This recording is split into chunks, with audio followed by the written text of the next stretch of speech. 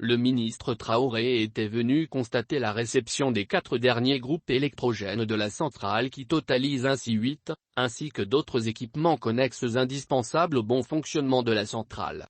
Notons que les 4 premiers sont arrivés le 23 septembre dernier. Le ministre des Mines, de l'Énergie et de l'Eau a également saisi l'occasion pour s'enquérir de l'état d'avancement du chantier qui se fait normalement. Selon les ingénieurs qui s'activent ici, la centrale sera opérationnelle en mars 2022. Le ministre de la Sécurité et de la Protection civile, lui, était venu constater l'effectivité des mesures sécuritaires visant à protéger les riverains de la centrale en termes de prévention d'éventuels sinistres et de nuisances sonores. Ici tout se fait dans les règles de l'art et dans le respect strict des normes internationales visant la protection des riverains de la centrale. Les 2 ministres ont exprimé leur satisfaction du déroulement des travaux et réitéré la volonté du gouvernement de répondre aux préoccupations des populations.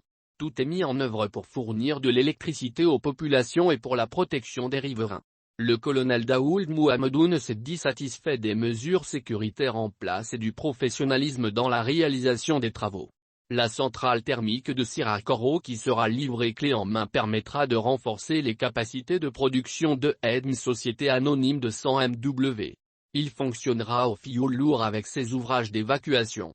Elle s'inscrit dans le cadre du renforcement des moyens propres de production de la Société Énergie du Mali, EDM Société Anonyme, afin de pouvoir satisfaire la demande croissante en énergie électrique, conformément aux orientations des hautes autorités de la transition.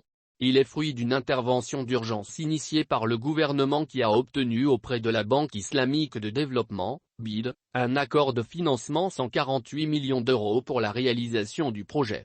Le site de la centrale est contigu à l'ex-centrale Sopam et à un km du poste HETB 150 kV de Sirakoro, un nœud important du réseau d'alimentation de la ville de Bamako qui reçoit les lignes venant de la centrale de Sélingué, du réseau de l'Homme et de l'interconnexion avec le Côte d'Ivoire.